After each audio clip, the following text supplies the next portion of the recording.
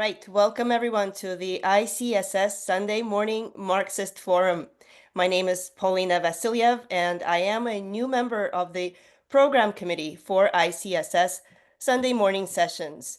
ICSS stands for the Institute for the Critical Study of Society, and we are based in Oakland, California, in the San Francisco Bay Area, USA.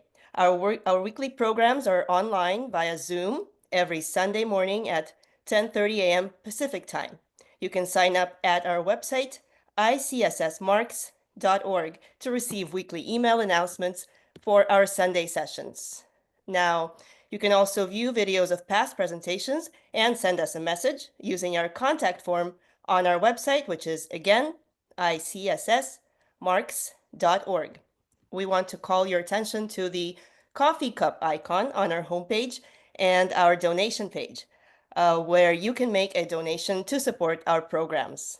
We will start, as usual, with a presentation, and after a short break for announcements, we will have a group discussion where you can express your views and ask questions. The program committee has decided to tighten the format of these sessions, so today's session will be 90 minutes long. This is a comradely forum for political discourse and debate. As such, we ask that you show respect for our participants and the moderator of today's session. Please note that the opinions expressed are those of the speakers and participants. They do not necessarily represent those of ICSS. However, we are united in our respect for the work of Karl Marx, and we believe that his work remains relevant today. Our motto is taken from Marx's 11th thesis on Feuerbach. The philosophers have interpreted the world in various ways. The point, however, is to change it. Today's topic is the nation state in the era of capitalist decline. South Asian nation states were formed at the end of World War II, when colonial imperialism was given a body blow by the war. Britain, France, and other European colonial capitalist states were badly weakened. Socialism was in ascendancy, but US capitalism was also advancing. Today, however, capitalism is in decline and is in its most rotten stage in the G7 countries, arguably.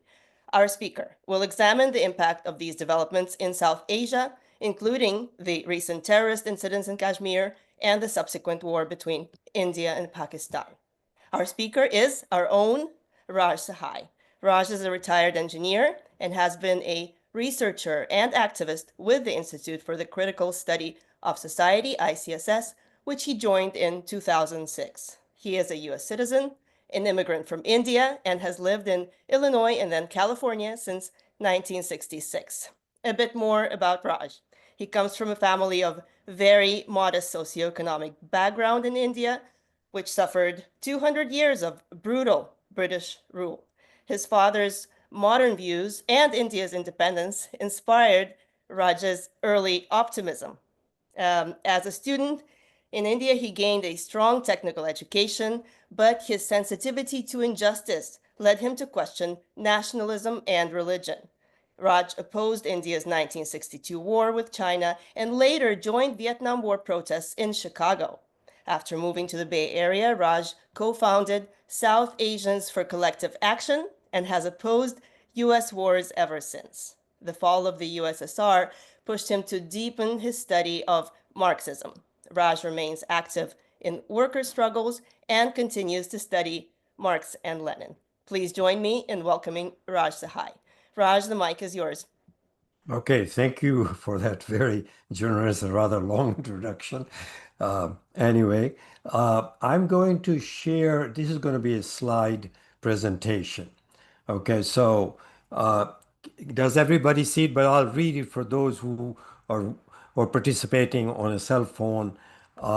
So I'm going to do that reading from the slide, so please be patient with me, even though you can read the slide yourself. So I made some changes a little bit. I even changed the title a little bit. So I'm saying Marxism with the national nation state in the era of decline of capitalism, which is similar what Paulina which I had given earlier. But I have a thesis. The thesis is powerful capitalist countries in G7, led by the US, are unable to control the rise of new powers in former colonies and semi-colonies, where the bourgeoisie has sufficiently developed to consolidate its power over its territory. In the region of South Asia, India is such a country. This is the essence of multipolarity. Other states that are doing it are potentially, there are other states, but I'm focusing on South Asia. Okay, let's see. Okay, I have to move to the next slide. Sorry, give me a second. All right. Okay. All right. So I'm sorry about you cannot read the black writing. I thought I had it white, but anyway, I'm the last person who studied the national question very thoroughly was Stalin, who was also the Commissar of Nationalities. He came from Georgia in Soviet Union. Lenin introduced this subject to him and he carried it forth.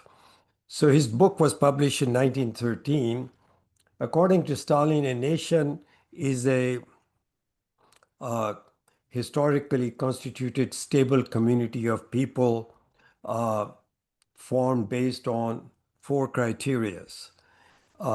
It has a common language, it has a contiguous territory, it has a common economic life, and it has a common culture.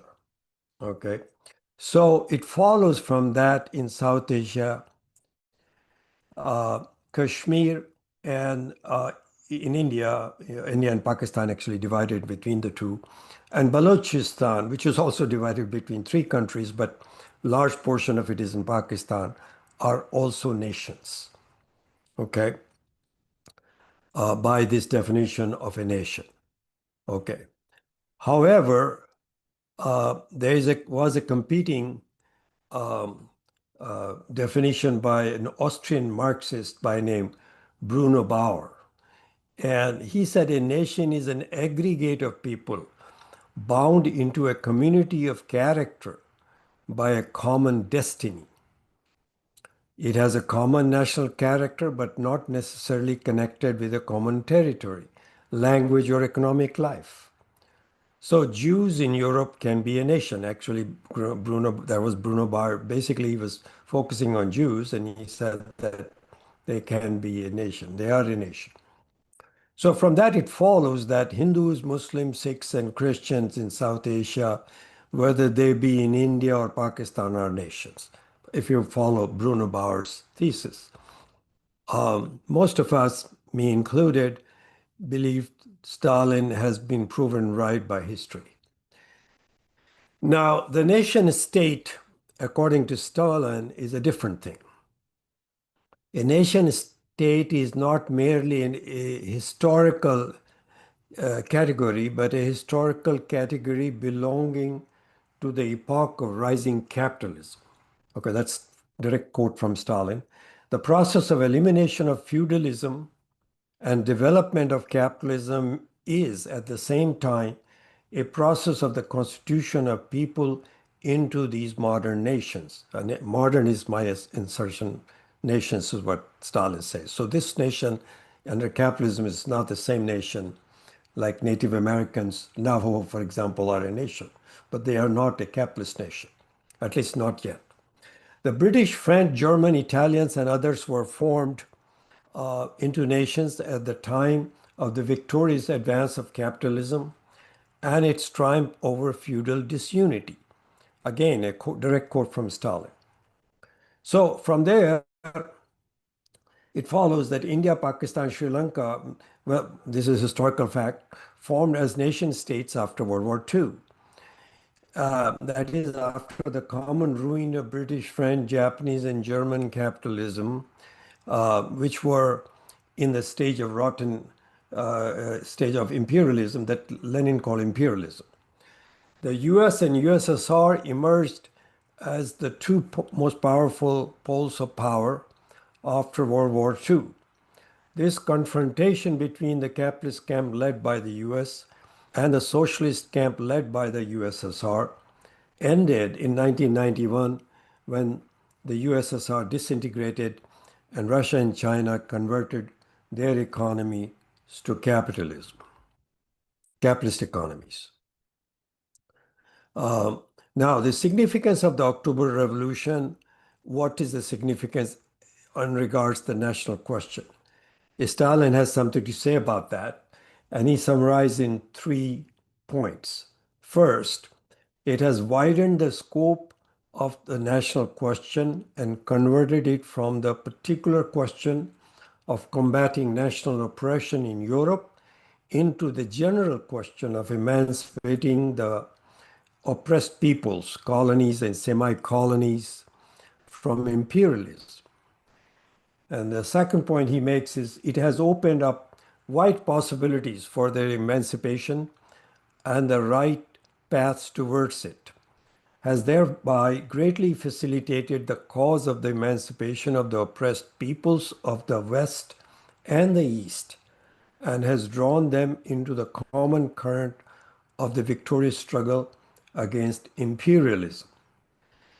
The third point he makes is it has thereby erected a bridge between the socialist West and the enslaved East. He's talking around 1920, having created a new front of revolutions against world imperialism, extending from the proletarians of the West through the Russian Revolution to the oppressed peoples of the East. So at that point, there was a great possibility that Germany will have a socialist revolution. In fact, there was one, as you know, attempted in 1921. It failed, but it was attempted. Okay, so nationalities in the USSR and decolonization in South Asia. There's a lot of parallel between Soviet Union and the Indian subcontinent in terms of this question. Jammu and Kashmir, which is one state in India, it's also, by the way, the portion that is in Pakistan is also officially Jammu and Kashmir. Jammu and Kashmir joined India legally in 1947. I know everybody's very interested in Kashmir, so I focused on that. Peasant Muslim majority was ruled by a Hindu king. The peasants saw India as a better bet because land reform was promised by the Congress party. The Hindu king was threatened by invaders sent from Pakistan in 1947. So Pakistan started right away with this kind of stuff. So it was both legal and by popular mandate for Jammu and Kashmir to join India in 1947. Now you can question it during question answer. I will answer it. But for Pakistan, it was unacceptable.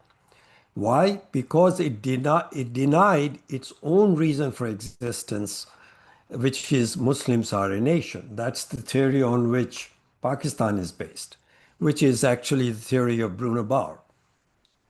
Stalin had given the oppressed nations of Imperial Russia, by the way, 57% of the population of the USSR were the nationalities, freedom to secede, but convinced them with some difficulty and some exceptions to stay within the USSR with a concept of regional autonomy, with collective equal rights to the rights of Great Russians. So the Great Russians, he convinced them, cannot oppress them anymore as they did in the past, because together you'll be no less, in fact, be more powerful than Russian province.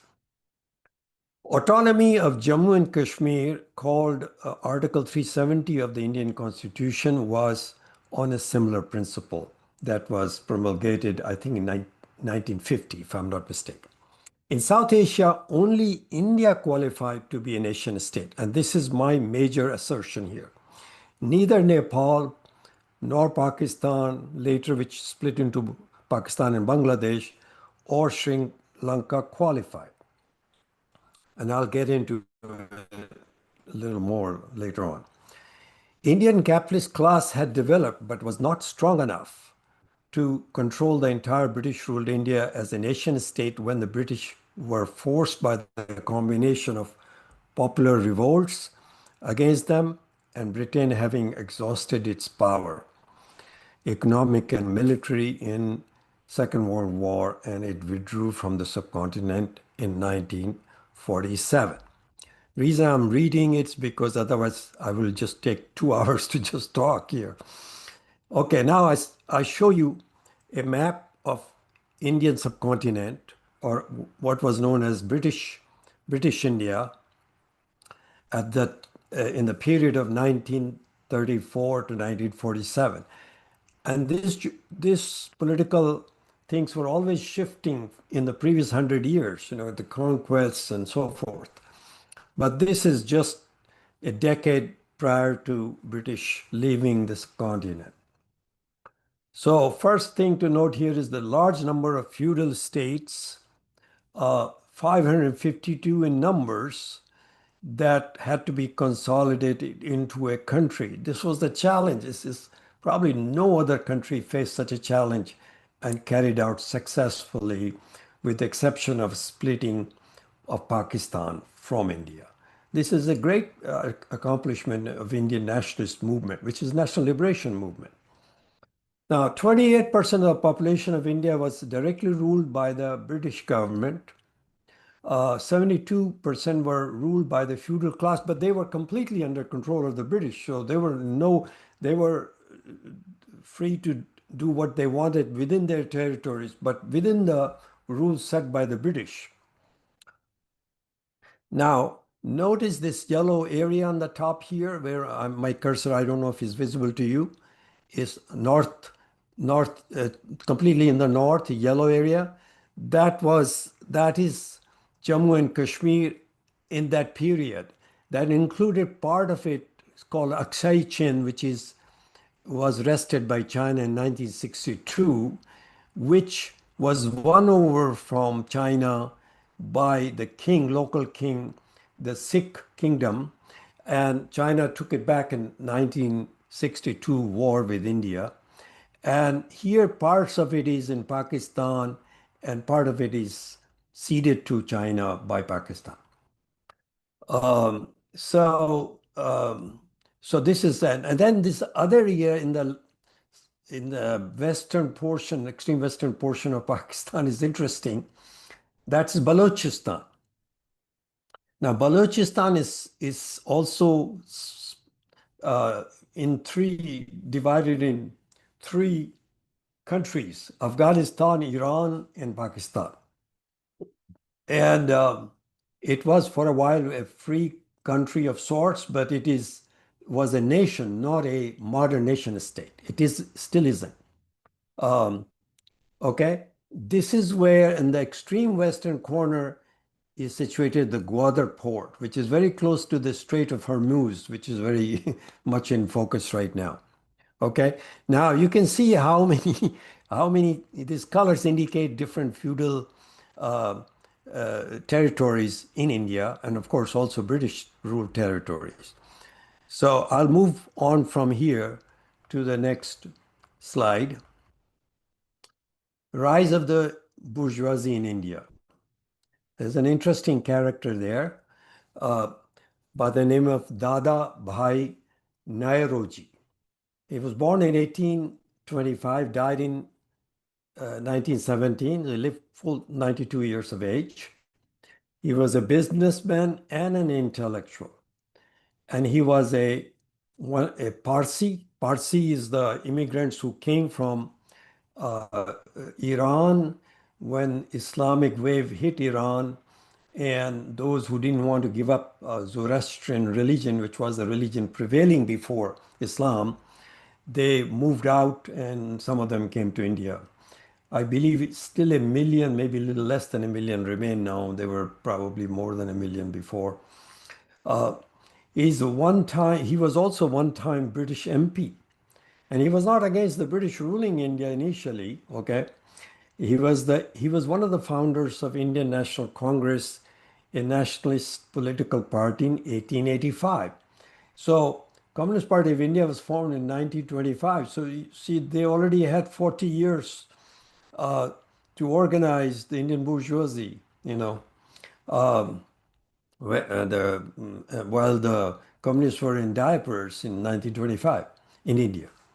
Now, he also wrote a book, Poverty and the Un-British Rule in India. He called it un-British because England itself was a civilized country, but how they ruled India was barbaric, in his opinion, and how they exploited and did terrible things, causing famine, poverty, extreme poverty, and so forth.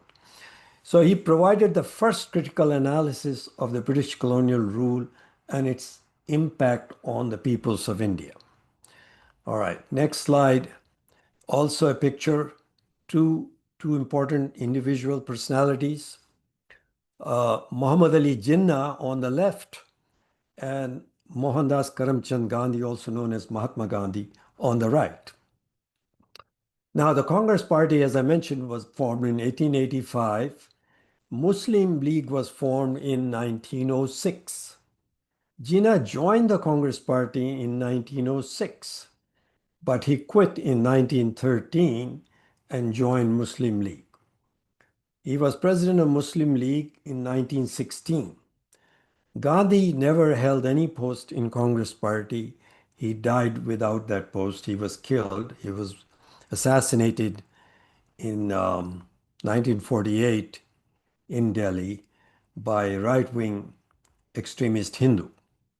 Not a Muslim. He was assassinated by a Hindu fanatic, right-wing fanatic. Or not fanatic, he was sort of organized Hindu groups were behind him because they held him responsible for giving Pakistan what it was its due, money and so, because after formation of Pakistan, Gandhi said we should live in peace with Pakistan. So here's South Asia today, okay? This image that you see on your screen. Afghanistan is not in South Asia. It's in Asia, but not South Asia. So I'm excluding Afghanistan from it. So basically, I consider India, Pakistan, Nepal, Bhutan, Bangladesh, and Sri Lanka as part of South Asia. Myanmar is also not included in South Asia. By some imagination, you can say it, but for me, this is how I divide it. Now, this economic data here is from IMF projection for 2025. I suppose it be by the end of 2025. That's their projection. India will have a GDP of 4.15 trillion, Pakistan 411 billion. So India's GDP is about 10 times, a little over 10 times. Bangladesh is actually projected to have 460 billion. It was considered a basket case in one time, but Bangladesh actually GDP will be higher than that of Pakistan, even though the population is smaller. It's very densely populated area, more densely than Pakistan. But Nepal, 36 billion, Bhutan, 13 billion, Sri Lanka, more substantial, 108 billion. Okay, so I go to my next slide. Okay, here's Pakistan. Its population 2023 data. This data is from 2023. Today, the Pakistan population is 253 million, but I'm just going to be consistent with 2023. So here, the most populous state in Pakistan is Punjab, 128 million, which you can see here is this one. Sindh is down below. It's the next most populous. It's 56 million in 2023. Next most populous is Khyber Pakhtunkhwa, also called, sometimes called Khyber Pakhtunkhwa. 41 million. That's interesting because these are Pushtu peoples, same as in Afghanistan. And what divides them into two nations is one Mr. Durrant of British Empire, who drew a line, as you know, they did it also in the Middle East. So they took away something from Afghanistan, which was weak, incorporated into British Empire, and that ultimately ended up in Pakistan. There was a deadline for it to expire, and that deadline is expired, so there is a conflict between Afghanistan and Pakistan over this area. Then there is Gilgit-Baltistan, which is completely north there, okay, which is sparsely populated, minerally rich, population of 1.3 million. China's Belt and Road comes through there. That's where some of the Chinese engineers and technicians have been killed. Uh, then in Balochistan here, which is population of 23 was about 15 million. I understand it's closer to 19 million now, so I have read. But this is a minerally rich, mostly desert area. It comprises about 44% of the area of Pakistan. And that's where there's a secessionist movement, now pretty active secessionist movement. And it fits the qualification of a nation, as I will talk later, but not that of a nation state. Okay, so next slide is this is 2025. Um, uh, I have once again said Gilgit-Baltistan. I gave you the numbers of people. Azad Kashmir, population 4 million. Now, those are ethnic Kashmiri population is a small part of what is called Azad Kashmir. Azad means free Kashmir, which is this area.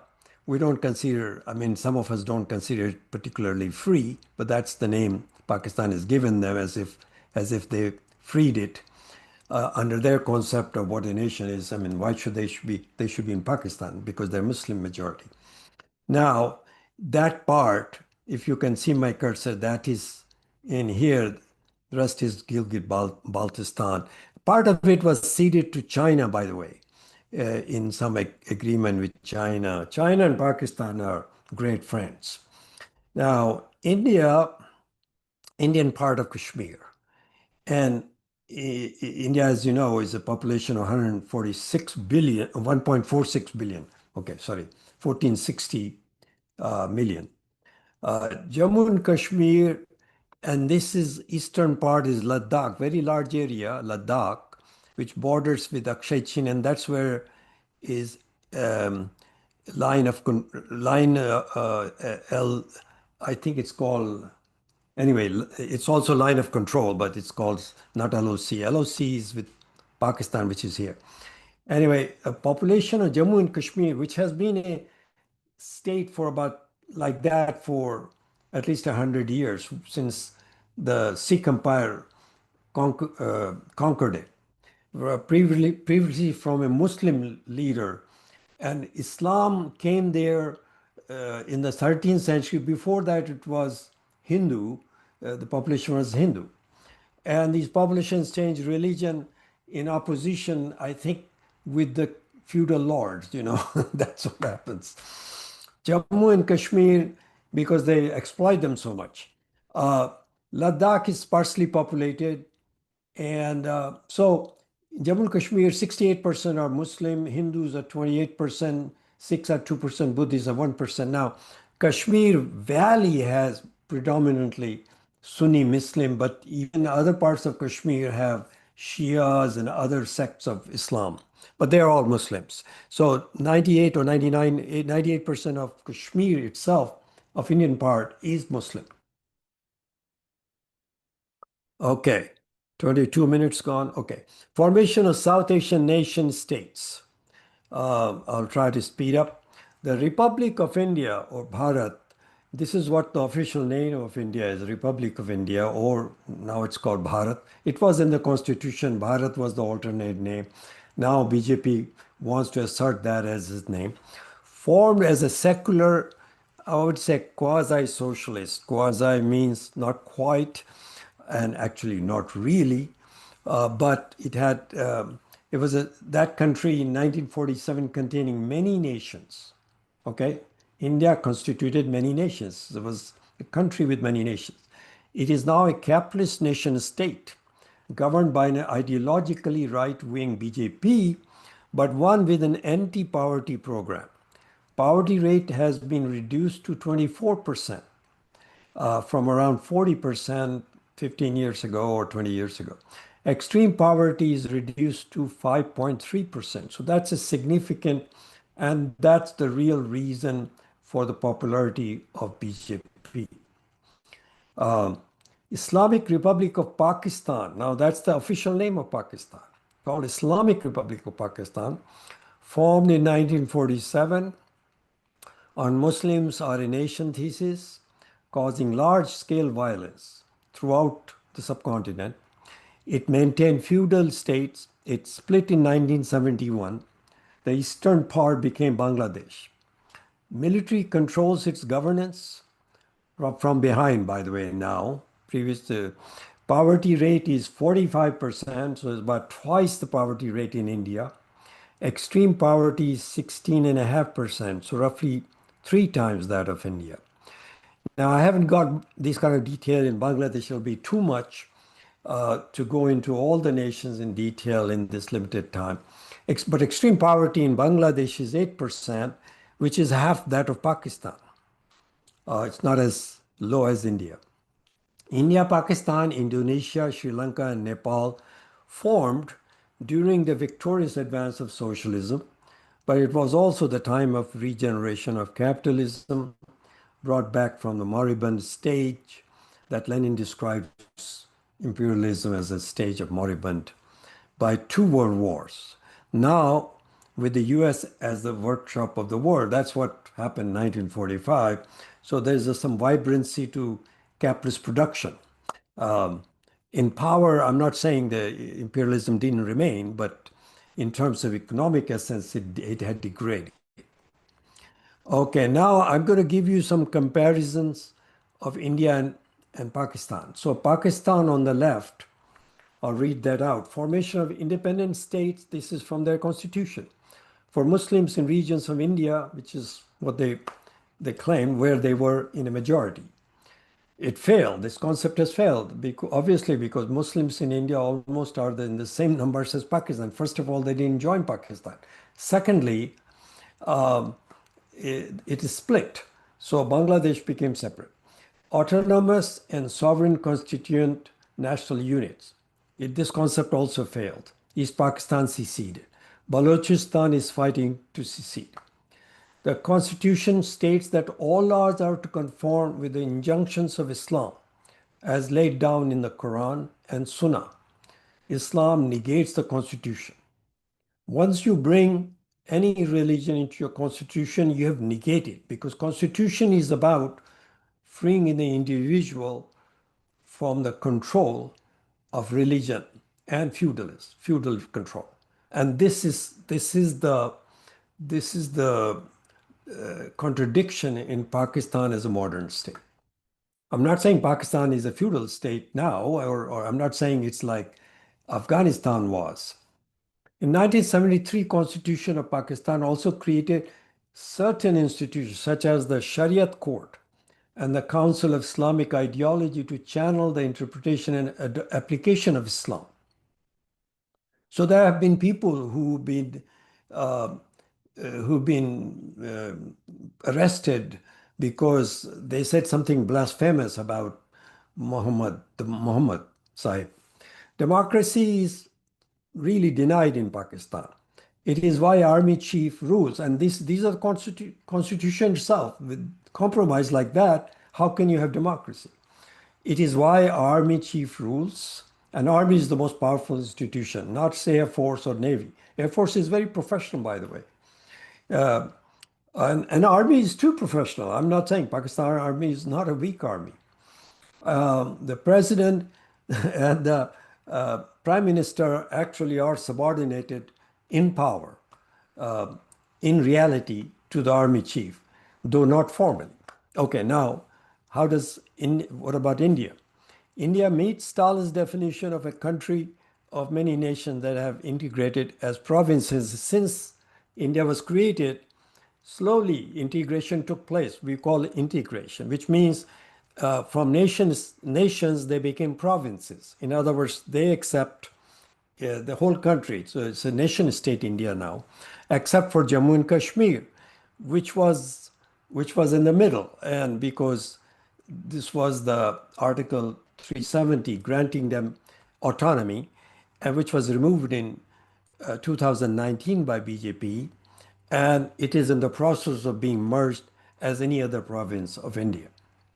Now, there are people who don't agree with it, including Pakistan. There's this, I mean, in Kashmir, they're discomfort with it and complain about it, but it is in that process. Sovereignty. India is a sovereign nation, makes its own laws and conducts its own affairs without external interference. I know I'm going to get some opposition to it, and I'll welcome those questions. Formally socialist, not really. It's actually Constitution says it's a socialist state. And I would say it's not really, but certain practices of socialism are still in its government. And poverty alleviation programs are part of it. Secularism. India is a secular state by its constitution. Secularism has been degraded by the BJP. But Muslims can and do hold high offices in India even today, though fewer than their percentage of population. We can discuss why in the discussion. Um, Democracy. The government is elected by the people and operates on democratic principles, though politics has become more sectarian. So India has remained democratic throughout. There was a period of emergency under Indira Gandhi, but that was done under constitution and it was removed. So it maintained its democracy. Economic growth has been 7% per year for the last nearly 3 decades, not quite 3 decades, maybe 25 years, and is projected to be the third largest economy in the world in 3 to 4 years. IMF projects it to be the fourth largest economy this year. So, conclusion. I'm going to conclude. I'm ahead of my time. Uh, South Asian nations in the decline of capitalism. So, as I said, my thesis is that uh, unipolar power is breaking down. The U.S., of course, is trying to return it to it. It is futile, in my opinion. Anyway, so these are the conclusions. Pakistan, a client state of U.S. as now also of China, is definitely a client state of China, and both are vying to control both these two very powerful countries, China and U.S. And Pakistan uses state-sponsored of Islamic jihadis for terrorism against India. They actually has been doing this for at least 20, 35 years. Okay. Uh, Now, Balochistan in Pakistan is a nation, but not a nation state because it doesn't yet have the modern bourgeoisie, there is developing modern bourgeoisie, but it was like India in the end of 19th century. So it's not. It's minerally very rich, has a strong secessionist movement. Both the US and China have great interest in this because of its mineral riches. Bangladesh, formerly East Pakistan, it was split from Pakistan in 1971. Islamism is growing in Bangladesh. US and China are competing to make it a client. Sri Lanka, China or India compete for influence. It's a Sinhalese nationalism. That was the tragedy of Sri Lanka when Tamil Tigers were active. And this Sinhalese nationalism is very narrow-minded. It's bad for minority Tamils, but that's what won. Nepal, earlier a client state of India, now China has greater sway there. Bhutan is a client of India, it's protectorate of India, but China is vying to make it its own client. Again, these are not nation states. Uh, India is the only successful nation state in South Asia. I don't think Pakistan is a successful one, and the reason I've mentioned already why it is not successful. Jammu and Kashmir, not a nation state. Okay. Pakistani part of Jammu and Kashmir gained by invasion in 1948 lacks capitalist development. Indian side of Jammu and Kashmir has capitalist development. A Muslim majority, it is in the process of full integration with India. I don't think it has a place outside as a separate nation, which many people argue it should have. I don't think it does. And Kashmiris understand that now, although in the late 80s, they had this desire to go there. So now I'll end my talk with these four future scenarios of possible scenarios for South Asia. First, a social revolution establishing a union of Soviet Socialist republics of South Asia, and we can call it USSR SA. Okay, that'll make all of us very happy as Marxists here. Number two, Indian capitalism absorbing Pakistan as India grows. India is projected to be third largest by within 3 years economy in the world. And it absorbs then Bangladesh and Pakistan into what the right wing in India calls Akhand Bharat, means unbreakable India. Nepal and Sri Lanka, they have always been separate countries. India will not go there. But they will be this dependency, rivaling China in power. So that's the second possibility. And it's not necessarily in order of what's most likely. Third possibility is Pakistan balkanizing India with China's help. Now, if you think I'm making this up, this is expressed by the Muslim clerics in Pakistan very recently. And the army chief saying, well, we are a different people than Hindus. Basically he was saying Hindus are a nation. So he was trying to, so there's a connection between those Muslim clerics who hate India because it's a Hindu, and they grab Kashmir, which is Muslim majority. So Pakistan, they were talking about balkanizing India. That's part of their goal. Balkanizing India with China's help.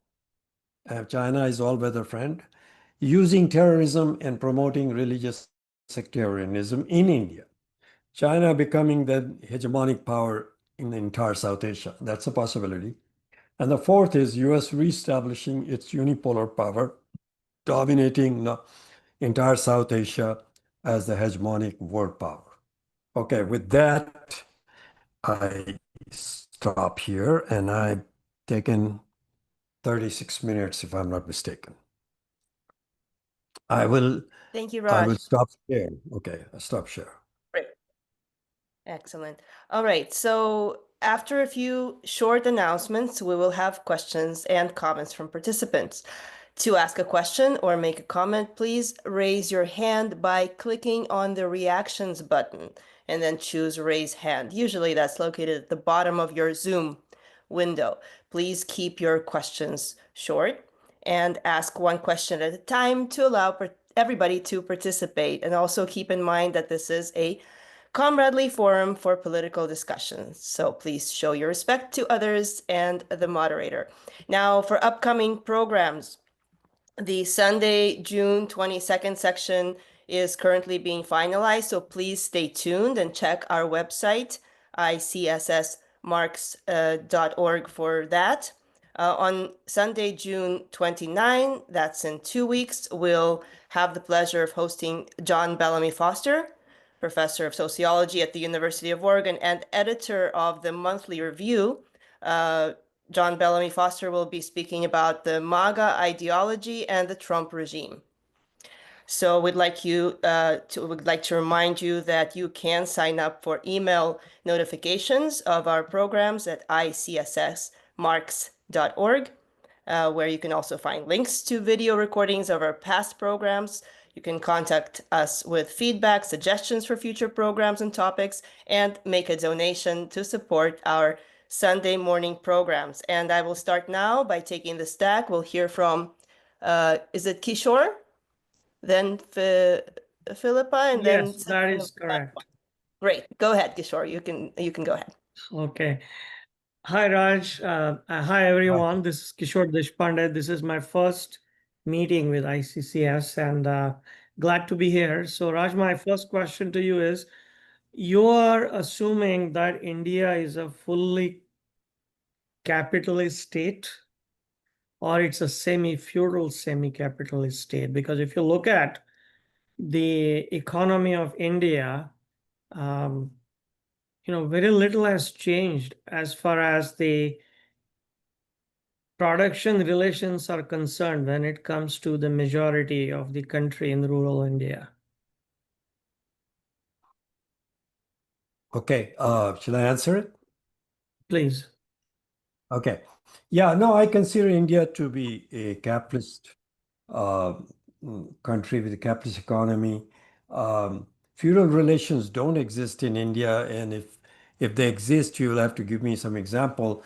Uh, feudalism had feudal land reform, although it was not a radical land reform like China and Soviet Union, is being carried out with the idea of converting those who own the land to become capitalists. And by and large, that has happened. So feudal relations means you have a state, E-S-T-A-T-E, state, and you have serfs who are in your tow. Now, that's not the same as lower caste being dominated by upper caste. That predates feudalism. So sometimes that people consider that to be a sign of feudalism, but then that's tribal. That's a even before tribalism. So I I think I won't agree with that. I think India is substantially a capitalist country. Okay, thank you. I have a difference of opinion, but I guess I'll share some material with you offline and we can go from there, I guess. The basic Okay, question is and really, you are still looking at castes. According to traditional Marxism, caste is a part of superstructure. But there is research that shows that before pre-British India, there were no classes as economic classes in India. It was castes, and I don't know if you have access to that research material.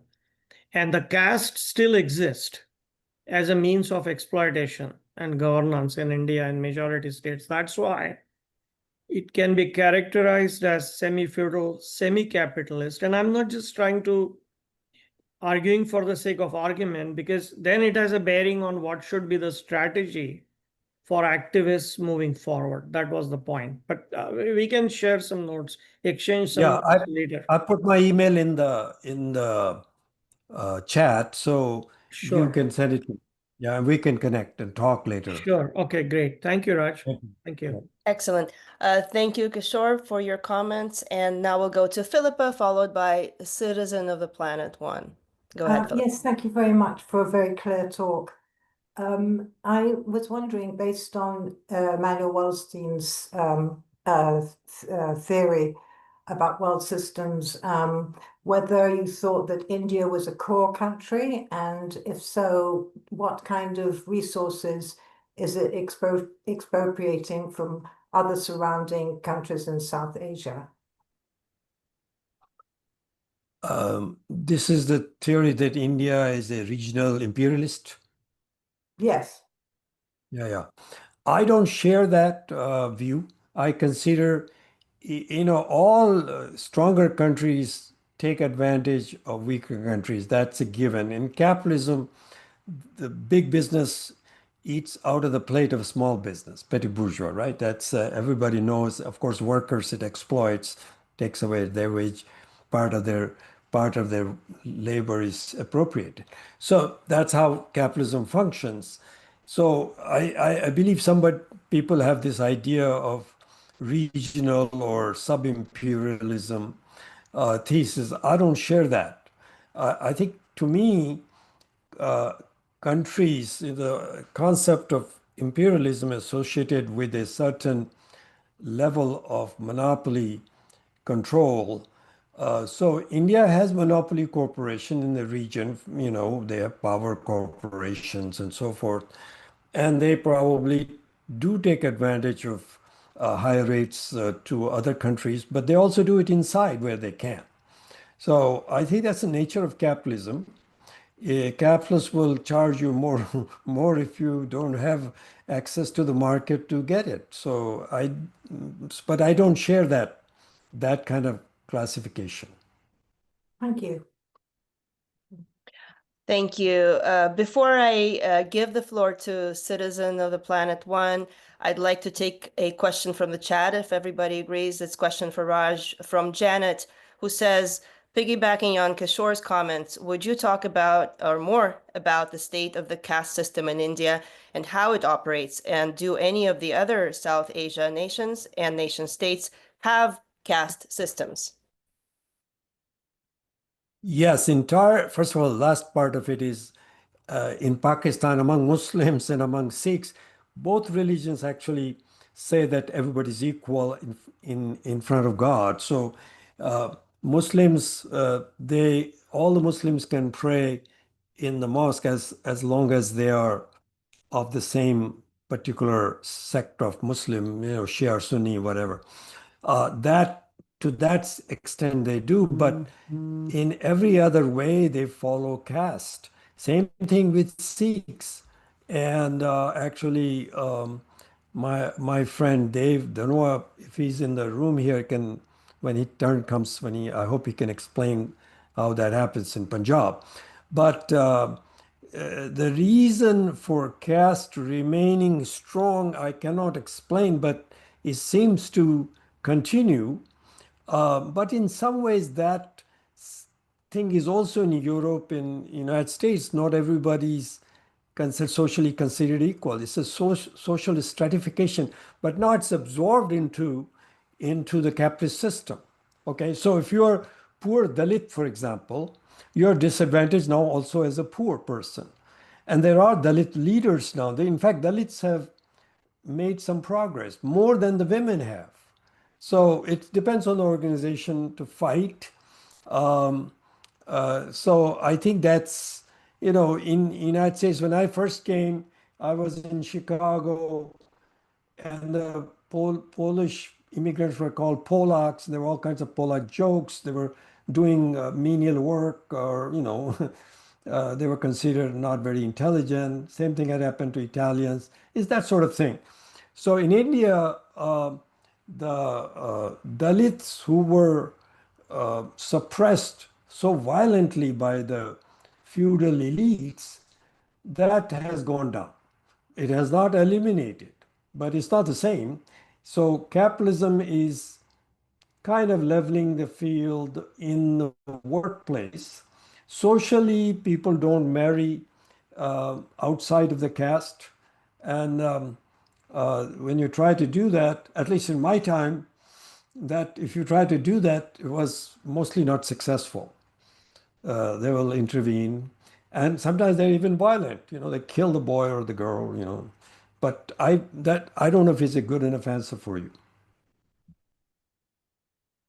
Well, thank you, Raj. If Janet has more, she may raise her hand.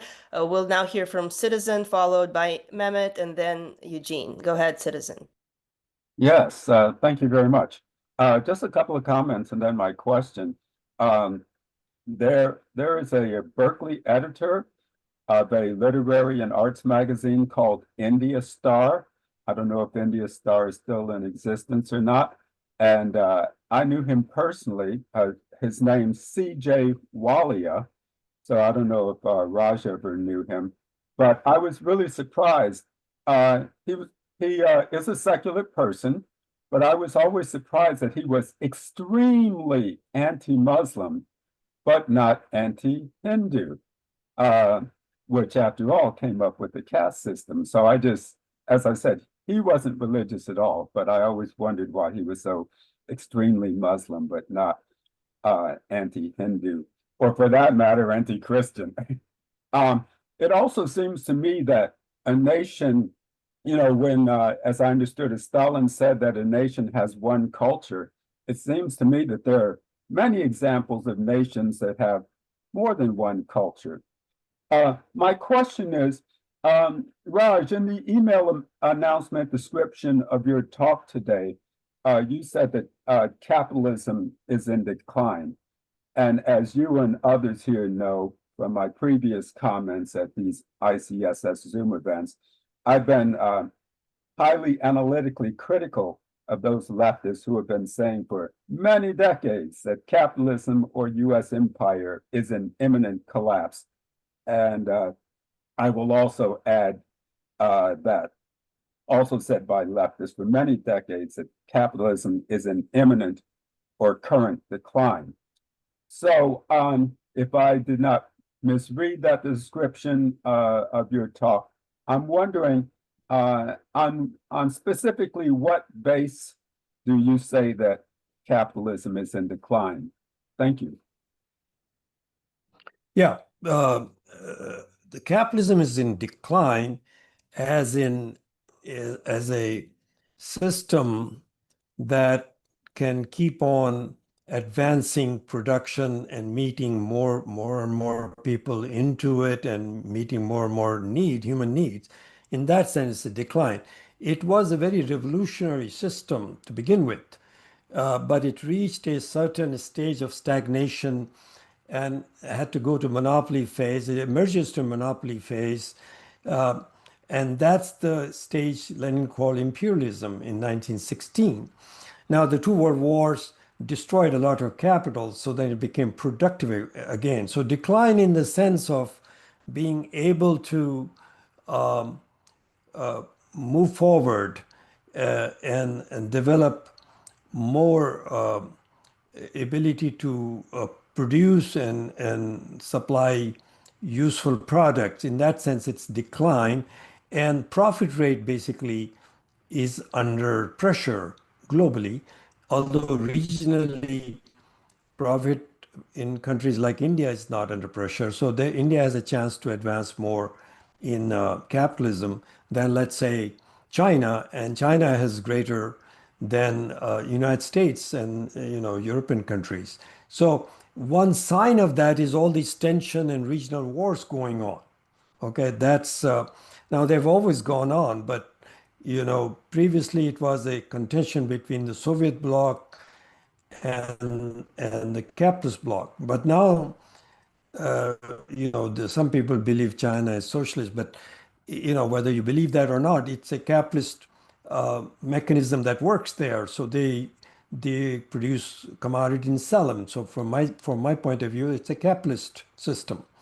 So I think now the tension is because it has reached a point where they are competing for markets, for materials and cheap human labor. In that sense, it's in decline, and it cannot be put together, in my opinion. And the only reason wars haven't gone to nuclear, because everybody is afraid that they themselves will be consumed by it. So they're stuck there. Can't have a global war which can reduce excess capital. At the same time, the system is not working properly. That's what I call decline, because all systems have a life, and capitalism now, that doesn't mean if people have been saying it for 20 years, this isn't true, because these things have longer horizons than our human life. So it can be declining for 40, 50 years. So dare I ask when you think it's going to fall if you say it's in decline? Well, I can't predict. Marxists avoid making predictions because there are so many factors that makes that thing very difficult to say. But you can sense the tension, Middle East tension, India-Pakistan tension, China-US tension, Russia-Europe tension. I mean, this is unusually high level of tension than, say, 20 years ago. Well, I'm certainly anti-capitalist without a doubt, but I just have heard this stuff so long. It's like, okay, when is it going to finally fall? I think capitalism has been very adaptable, even though I'm certainly anti-capitalist. All right, thank you, citizen. Let's, I'm sorry, Raj, unless you wanted to make a comment. That's okay. Okay, great. We'll hear from Mehmet, followed by Eugene, and then Richard Wright. Go ahead, Mehmet. Yeah, thank you so much, Raj. I appreciate your presentation, which was informative and giving all the contradictions as you've mentioned. But as you very rightly predicted when you came to the sovereignty of India, well, today we can look at every single nation that you have on the map is sovereign. But sovereignty comes from the concept of its bourgeoisie, assuming that these countries are capitalist and they have classes, bourgeois, and so forth, is that when it originated, it was the class interest of the national bourgeoisie that created these nations and the nation states. And many times, over material gains, these interests clashed, which led to war. Now, my question is that the bourgeoisie, the upper classes, the capitalists of India, and their class interest, do you think that it clashes with imperialism? I should say US imperialism at this point. And if it does, are you seeing a war brewing between India and the United States? And in your last slides, you mentioned four scenarios where things could develop.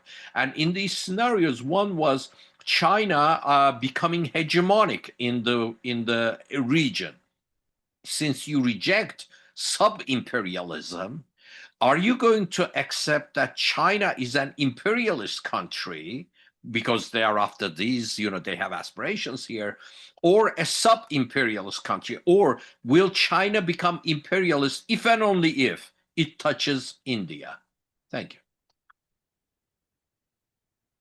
Well, I think sovereignty in the sense of that you substantially, I mean, every day, every country makes some accommodation with somebody else to see their interest. That means their majority class interest. But a nation state, it isn't, you can't isolate the interest of the people completely from the ruling class interest. Okay, they are different, but there's some common. For example, the idea of nation, means the set of people who live there, who share a culture, they share language and many other things, territory. Under capitalist rule, a dominant power is that of the capitalist class. So in that sense, India is a capitalist state now. It's not a collection of nations, and it has limited power. It's not as powerful as the United States or China, but it is vying for that power. Okay, India. I mean, what is power? Power is not just economic power. Power is also how its ruling structure is stable or not stable, its military power, all those things combined. I don't see India and United States going into a war situation, and I don't see China and United States going into a war situation, mainly because now with nuclear weapons and delivery systems, nobody's safe.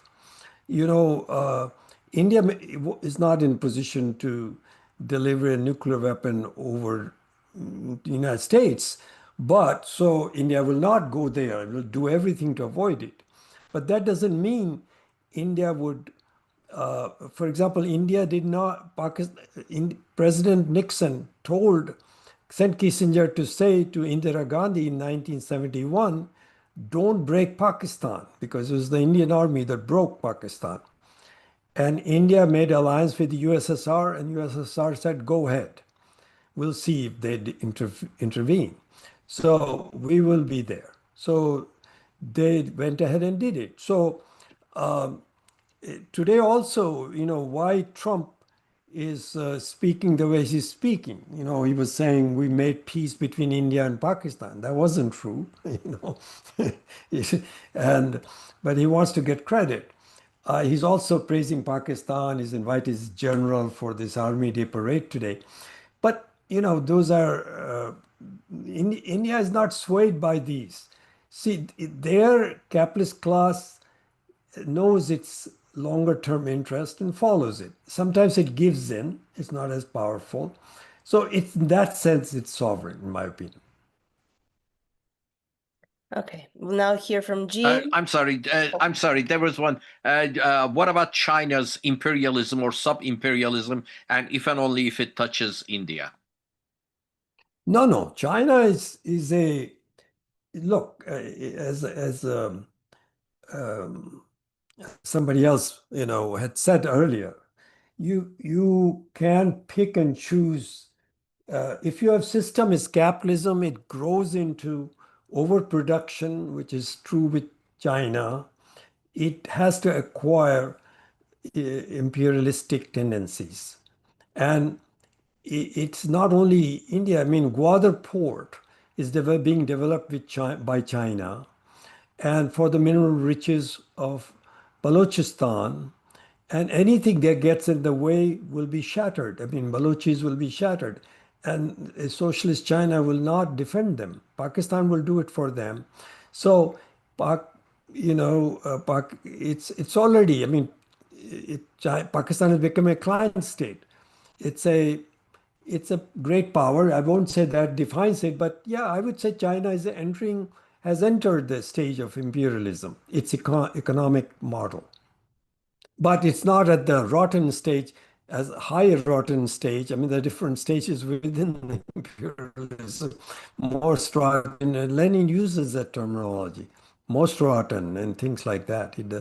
I think that's true of the Western countries. And Trump is trying to reindustrialize USA, and I don't know if it'll happen. I kind of doubt it. So no, China is at the threshold, or I would say it's in the imperialist stage. Yes, I mean Chinese were involved in this war between India and China. Chinese jets, you must have seen the claim that they shot down so many Indian planes, and that makes market for Chinese planes. Okay, and that's why it was being promulgated that they were very active, and they did shoot down at least one plane, but so their economic interest have become this commodity interest, right? That's where the capitalism and but the imperialist stage and acting as an imperialist, I think China is there. I mean, the South China Sea, Philippines, Japan, all that contradiction with all these countries is intensifying. It's not one-sided as lots of people say it's all the United States doing it. It's not that way. I think it's China also. Yeah. Thank you. Jean, go ahead. Okay, well, my first reaction is, wow, thank you, Raj. This was great. You've taken a really, really complex issue here and made sense of it, which, I think is amazing. So again, thank you for doing that. And my question or my comment is more, we have two kind of hostile powers that are both nuclear powers. And we have to worry about if there is a conflict. The question is whether or not it will go nuclear or not. And that is not a question just for, Iran or India and Asia, because, a nuclear war has its own logic. And periodically I watch the film Dr. Strangelove, which is kind of a comment on that. But I just want to get your comment on the issue of nuclear war in general and the possibility of us going into that. But again, thank you so much for your talk. Sure. Now, thank you, Gene. So, yeah, this is the same tension we used to feel between Soviet Union and United States. It's like, when I first came here, there were bomb shelters at the University of Illinois, and I saw this sign everywhere. I didn't know what it was. I asked somebody. He said, "Well, these are bomb shelters." The yellow and black, the circle with 6 division alternating black and yellow. Now, there was no escape from radiation there, so it was kind of like public relations. Pakistan and India, in that sense, have acted rationally. India never even used the N word, okay, in this fight, never used it. Pakistan repeatedly said that they have tactical nuclear weapons because Indian army could overwhelm Pakistani army, much more powerful. But so they have tactical nuclear weapons, but they didn't employ those, and neither side crossed the border either. It was all fight was done on the border, or whenever they fired missiles, they did from their own territory, by the way. So the same thing that was going on, and they have hotlines and so forth between Director General of Military Operations on both sides, so forth. So it was a similar situation. It's a regional rather than, and all said and done, Pakistani military is a rational actor in this sense because they value their own lives too, and they have a lot of wealth they've collected and they have lived well. And same with the bourgeoisie of India lives well. Although military doesn't control Indian politics, so far it is the bourgeoisie. So I think the worry is there. I mean, I also worry about it, but I think this, but what India said was that we cannot use this threat by Pakistan to keep on doing terrorism. So they said we call their nuclear bluff. And they said, if you do this, we're going to come and hit you in all your strategic airfields and even areas close to where you store your nuclear weapons. India showed that with their missiles, and the missiles did hit.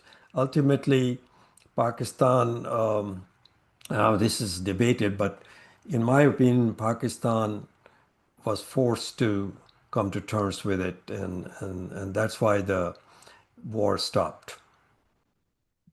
Thank you. Okay. Richard Wright now, followed by Alan, then Goulden.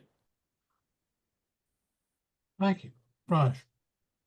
I just had a real quick question, and it has to do with something you stated right off the top of your presentation. Right at the very first of your slide, you talked about the capitalists were needed to. I forget exactly how you phrased it, but they withdrew. They were forced to leave their nation states. Or my question is, were they forced to leave, or did they leave because it was economically impossible to sustain it? Okay, let me clarify. You're asking how India integrated these nations into one nation state, right? That's your question? Well, it's a little bit broader, I think, than that. I mean, in large measure, the colonialism was British in nature, and my question was general. You seem to think that they withdrew willingly versus they were forced to withdraw because they can no longer maintain economically they can maintain their states. And I'm wondering if that's where you sit on that. That I just want a point of clarification.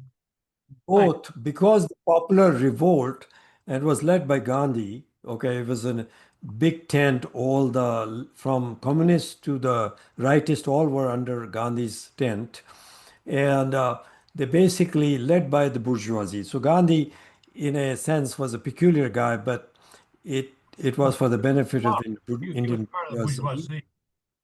Yeah. So what happened was that the cost of maintaining Indian colony was increasing because of the revolt, Right. and the Germans in the Second World War had lost the war, but they also did a lot of damage to the British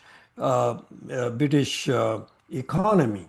So therefore, Britain had become a very heavily indebted nation, indebted to the United States and other capitalists. So it could not continue, but the part of the reason was the revolt. So which one is a higher reason? I would say that their weakening was the higher reason, but both are combined to get that result, forced to withdraw. Okay, thanks. That's, like I said, just a point of clarification. Okay. All right. Next is Alan, followed by Golden. Raj, can you comment on the state of the Indian working class and the communist movement in particular as it's playing out on this stage of South Asia? Also, sneak in a quick second question. Can you comment on the relationship between Russia and India, uh, as well as China? Is there really a chance that they're going to be able to, the US will be able to split China and India? I'm sorry, China, India, and Russia. So, can you comment quickly on the working class and the communist movement? Yeah, so the working class movement in India its Indian working class is very large, but the one that is under industrial unions, trade unions, is like here, very small, somewhere between 8 and 9% of the workers are in there. Most of them are working in smaller industries, and they are not organized in unions. Total size of the working class is about 550 million, and there is a militant communist movement among them. But the union that is gaining, they used to control the trade union. Communist trade unions used to be the largest. Now it is the BJP organized trade unions that have more workers. So I think it is because of the decline of communist, what has happened to 20th century communism globally is also happened in India. So the communists have lost state powers, in Bengal, West Bengal, and so forth. In general, the workers in India see their hope in BJP rather than the communists. So communist movement is there, but is weakened, and I don't think in the short run I see them being able to turn it around. I mean, I could be wrong, but that's how I see it. On the Russian question, Indian-Russian relation will not break because of the United States. Okay, it Russia wants India, Russia, China, RIC. There's a separate group called RIC, Russia, India, China. Putin's trying to promote that and keep India away from having more influence and more relations with the United States. India needs to balance China. So who will balance it? Russia has become more dependent on China because of the war. And so India cannot completely see that Russia will come to its aid, but even China is much more powerful than India. So India is trying to balance it with United States, but India will not become somebody's pawn.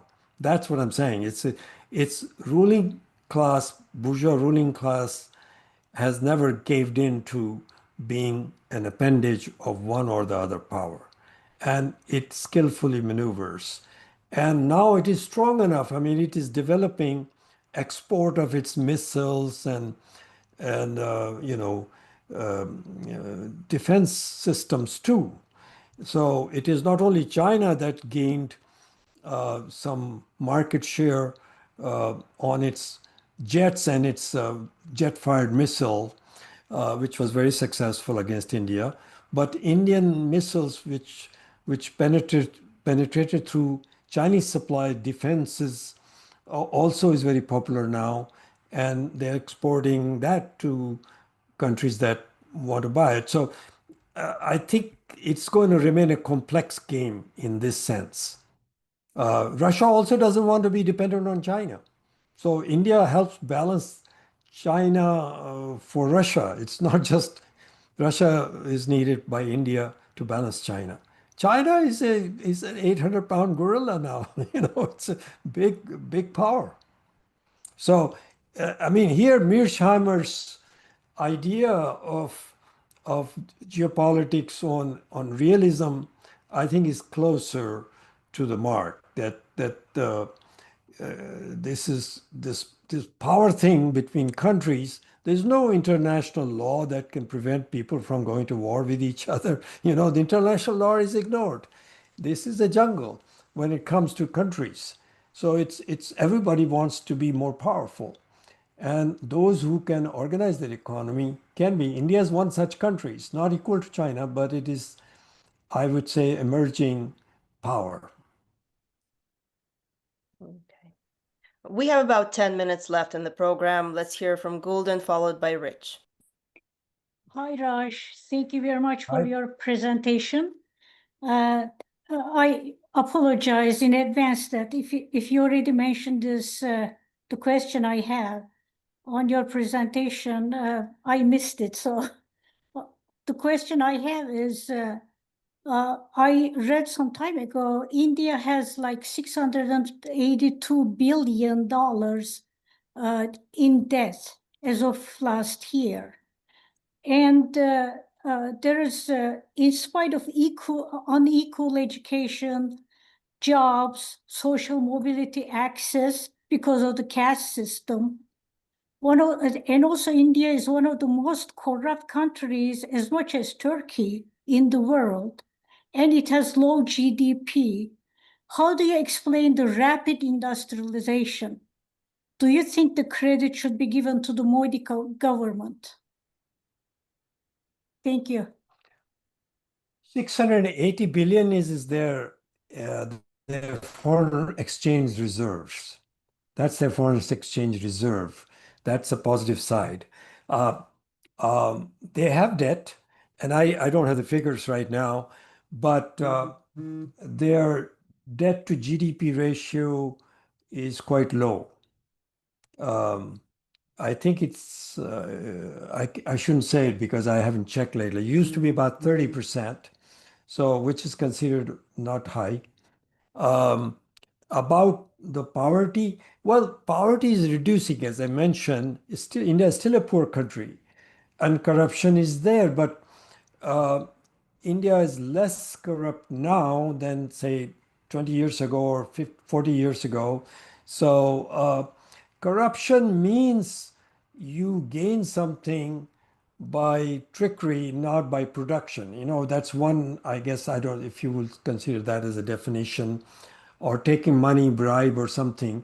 But Modi is actually attacked those kind of things, just like Xi Jinping has done that, and sometimes unfairly. I mean, very intrusively. State has gotten into it. I mean, when I was young, I had to pay, because always India, everything was shortage. I had to pay 5 rupees to get a sleeping berth at the middle of the night to pass it on to a conductor in the train. But now it's all done by computerization, and so as these systems advance, you can reduce the petty corruption.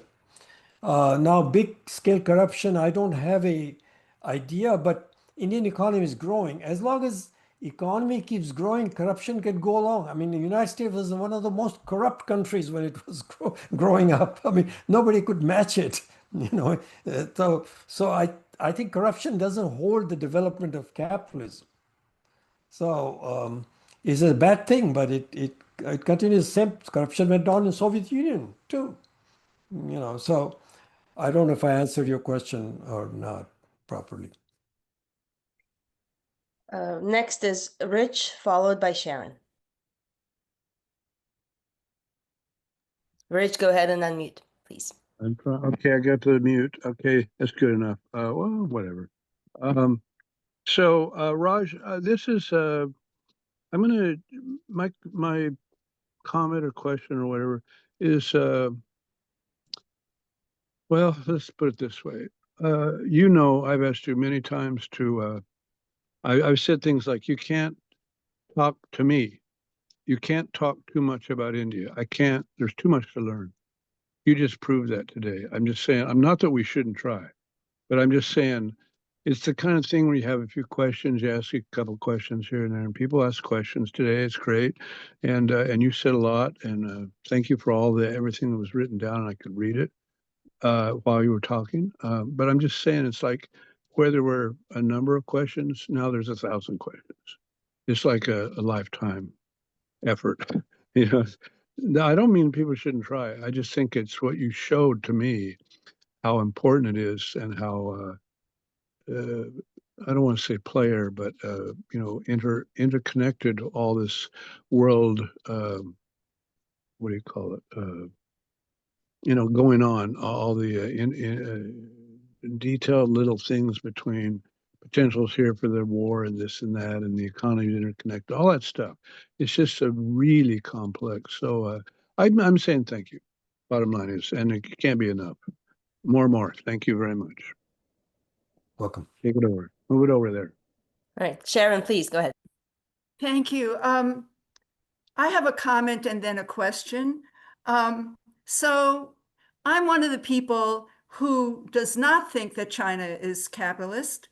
I believe that China is a growing socialist country, and that since 1980s, China has been using certain capitalist market mechanisms in order to accumulate capital in the service of the socialist goal.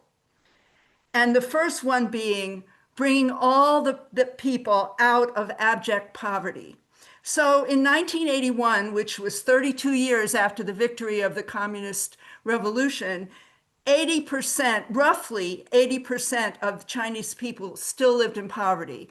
And the World Bank definition of poverty is less than $1.90 a day, but it's hard. I don't agree with that definition. I think a Marxist materialist definition of being out of poverty is something like, in general, having a future for yourself and your children, and a future of a more comfortable life. And that consists of some simple things like having indoor plumbing and having sufficient food, of course, and having sufficient good health care, access to health care, and having access to education. And in those terms, it's gone from around 80% down to something like under 10% of people in China still suffering in poverty. And that was because of the reforms that were instituted in the 1980s.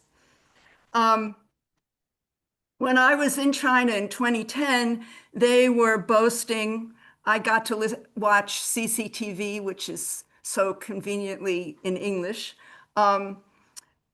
They were boasting that they had 400 million, had achieved 400 million people out of poverty. Now it's 750 million.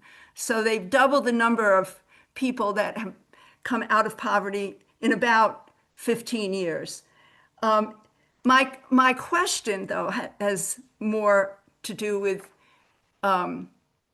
current times in India, among Indian people. So it's generally true that many countries in the global South export some of their best members of the working class to the global North.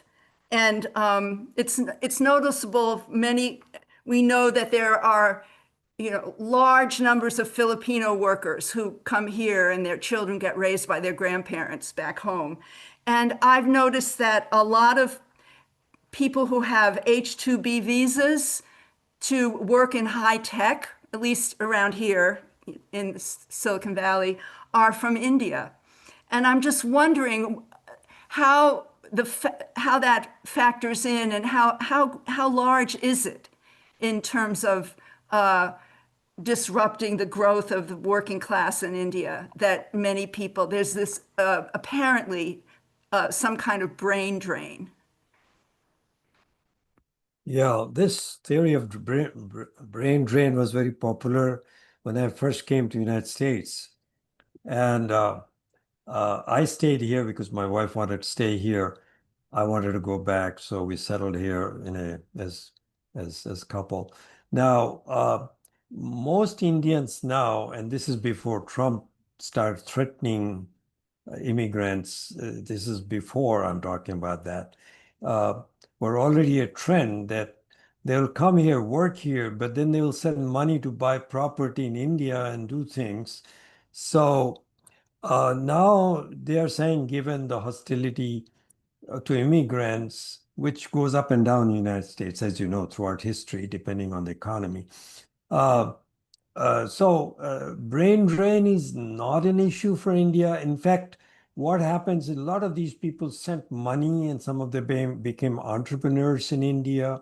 So it's a complex question. I have not examined it. India doesn't have that problem of brain drain as was thought of in the 1960s. And it was an American theory. I don't know if it was true, but certainly is not an issue right now. As to socialism, you and I have some difference on what is socialism. In my opinion, the purpose of socialism is more than to lift people out of poverty. Because under Modi's government and one before that together, they have lifted 270 million people of Indians out of extreme poverty. So extreme poverty has gone down to 5.3%. It's even reducing in countries like Pakistan, but as I mentioned, it's more.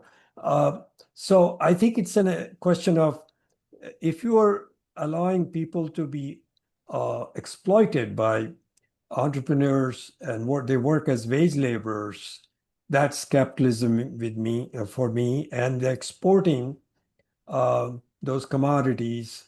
So the workers are working not for the needs of the society. So that's my definition. You and I probably don't agree completely on what so, but China definitely has improved. So and so in India also with the this is like the old Republican Party thing, rising tide lifts all boat kind of a thing. So for me, from my sense, that's not sufficient. That's part of it, but not sufficient as a definition of socialism. All right, we're past our proposed end time, but we did start a couple of minutes late, so let's honor the one hand that remains raised. Kishore, go ahead. Let's make it brief, please. Raj, Kishore, thank you.